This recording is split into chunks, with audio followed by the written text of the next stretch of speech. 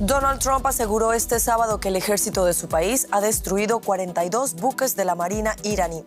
En el octavo día de la guerra, algunos expertos no descartan una eventual escasez de munición que podría afectar esta ofensiva de Estados Unidos e Israel contra Irán. Con esta noticia comenzamos el informativo en Deutsche Welle. Yo soy Carol Guerrero, los saludo desde Berlín. Arrancamos con titulares. El presidente de Irán, Masoud Pezeshkian, concedió un discurso en la televisión pública en el que pidió disculpas a los países del Golfo que han sido blanco de ataques iraníes por albergar bases militares estadounidenses. Además, aseguró que no lanzará más misiles en su contra. Hoy Irán será golpeado muy fuertemente. Estas son palabras del presidente de Estados Unidos, Donald Trump, quien también amenazó con expandir sus ataques a zonas y grupos de personas que no habían sido considerados como objetivos hasta este momento.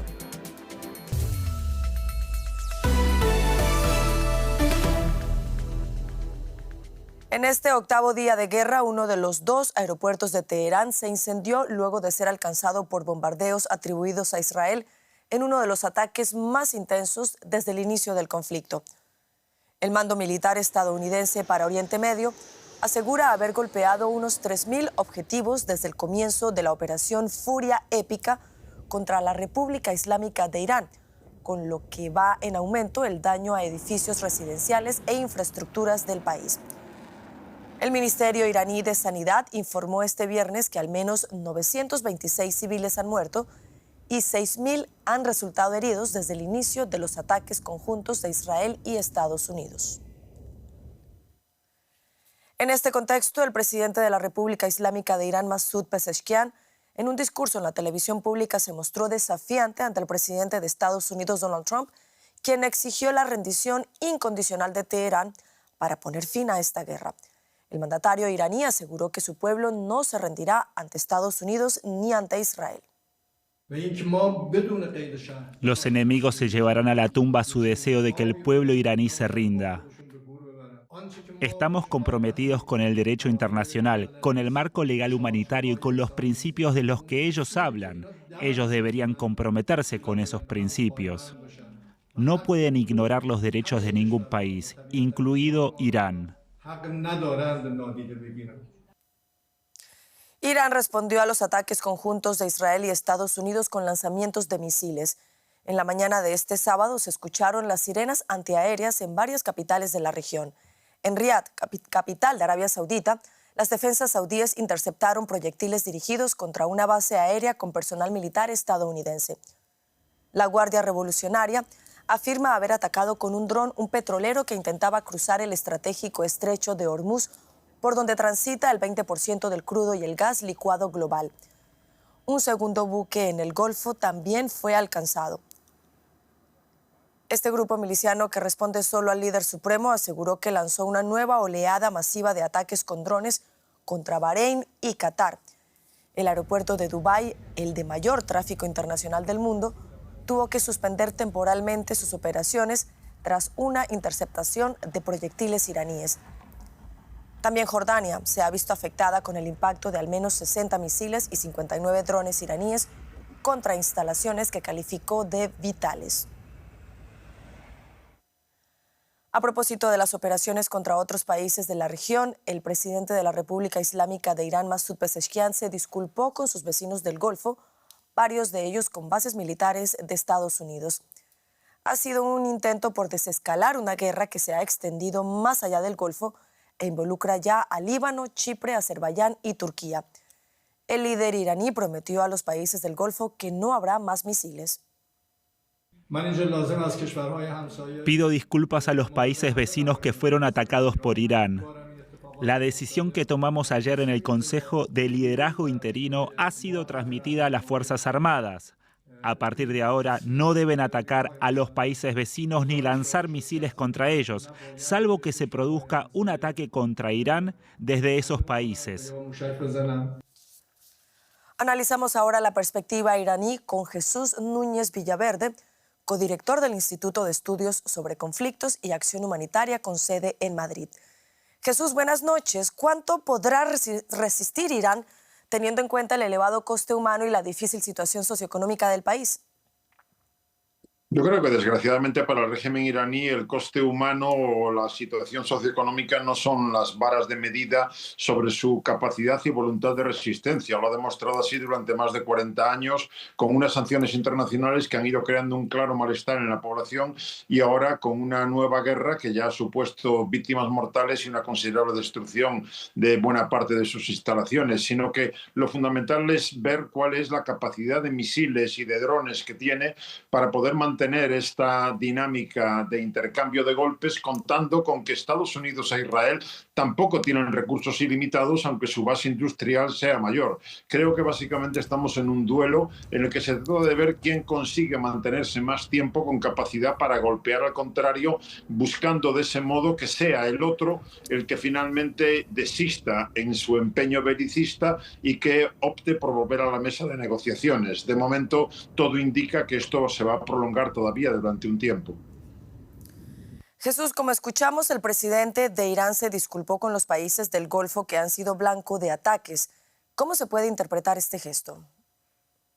La verdad que hay dudas todavía sobre cuáles son las consecuencias de ese gesto, puesto que por un lado hemos visto cómo después de ese discurso del presidente Pezeshkian ha habido nuevos ataques a países del Golfo. Por lo tanto, eso daría a entender que no hay ahora mismo una autoridad central con capacidad operativa para ordenar a las tropas, tanto a las Fuerzas Armadas iraníes como a los guardianes de la revolución, a los Pasdarán, qué es lo que tienen que hacer. Daría a entender que hay algunos actores que se están moviendo al margen de la jerarquía del régimen. Pero en cualquier caso, yo creo que lo que buscaba el régimen iraní con esos golpes a países del Golfo no era tanto derrotarlos o destruirlos militarmente como enviar un mensaje político. El mensaje de que no debían prestar sus territorios para el empleo de las Fuerzas Armadas estadounidenses e israelíes contra Irán y, por otro lado, buscar que sean esos mismos gobiernos del Golfo los que terminen por presionar a Washington para que ponga fin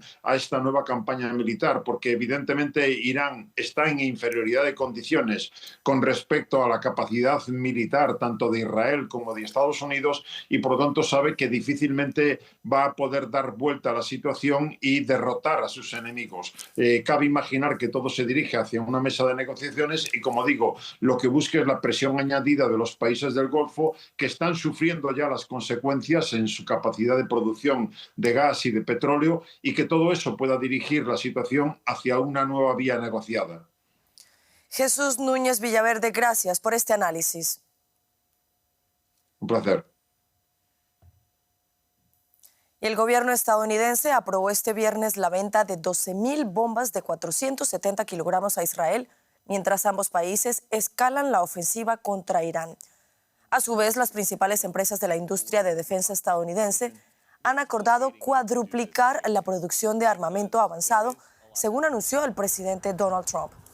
Por su parte, la Casa Blanca restó importancia a las informaciones que indican que Rusia está ayudando a Irán a atacar a las fuerzas estadounidenses en Oriente Medio. Mientras acelera la producción de armamento, el presidente Donald Trump también anunció más ataques. Desde su plataforma Truth Social, escribió que hoy Irán será golpeado muy fuertemente y amenazó con expandir sus ataques a zonas y grupos de personas que no habían sido considerados objetivos hasta este momento. Escuchemos.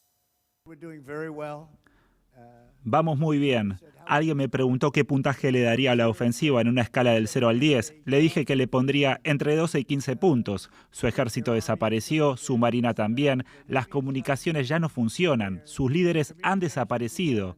Las dos principales esferas de poder cayeron y está a punto de caer la tercera. Su fuerza aérea fue erradicada por completo. Piensen esto, tienen 32 buques. Los 32 están en el fondo del mar. Ampliamos ahora informaciones desde Washington con el periodista José Díaz Briceño, a quien saludamos a esta hora. José, el presidente Donald Trump ha hablado de cuadruplicar la producción de armamento. ¿Hay escasez en los inventarios del Pentágono? El Pentágono no detalla específicamente por razones de seguridad nacional ni el total de municiones usada ni lo que existe en sus inventarios. Y sin embargo, de acuerdo con el Centro de Estudios Estratégicos Internacionales aquí en Washington, se calcula que se han usado más de 2,000 municiones de distintos tipos entre bombas y misiles, tanto para labores ofensivas como defensivas en el Medio Oriente en esta campaña contra Irán. Más de 3.100 millones de dólares es lo que han costado estas municiones, de acuerdo a esta misma estimación.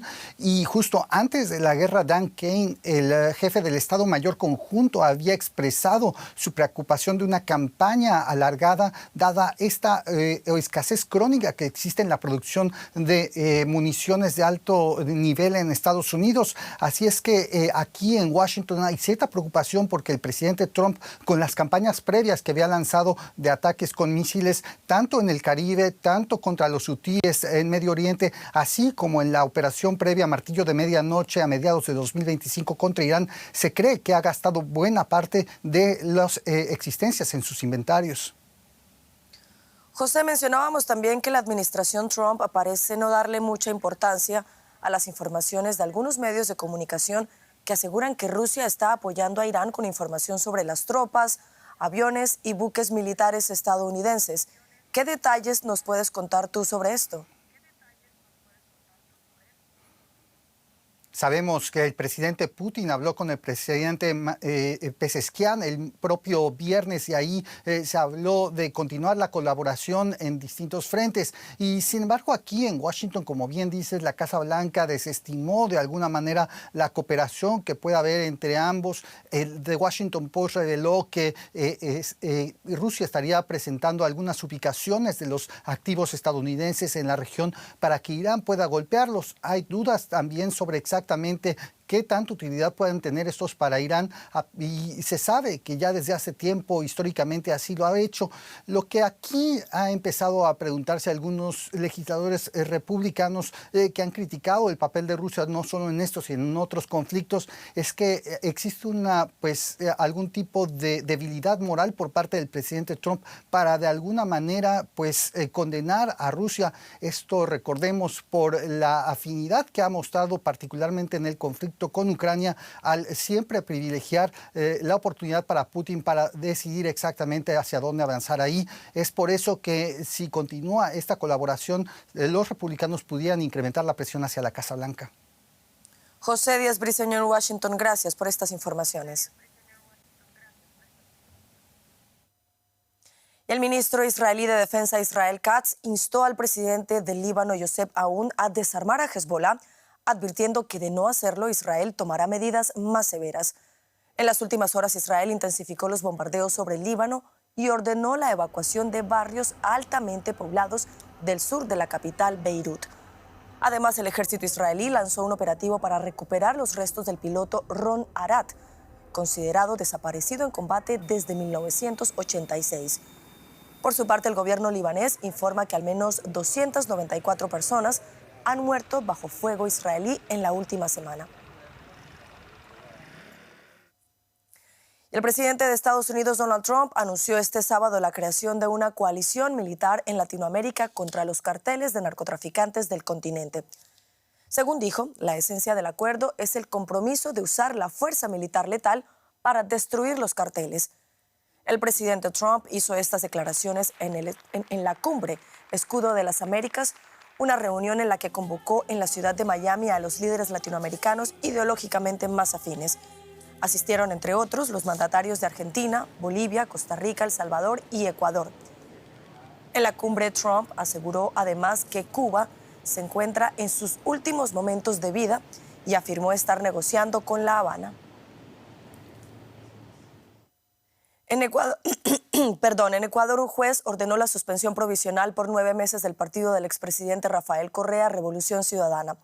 La formación está siendo investigada por presunto financiamiento irregular de la campaña presidencial de 2023 con dinero supuestamente procedente de Venezuela. El pasado sábado, la policía de Ecuador y la fiscalía allanaron y registraron la sede del partido y un mes atrás inspeccionaron la vivienda de la excandidata presidencial del correísmo, Luisa González. La suspensión cautelar se produce a menos de un año de las elecciones locales convocadas para el 14 de febrero de 2027. Hasta aquí las noticias. Sigan conectados a Deutsche Welle.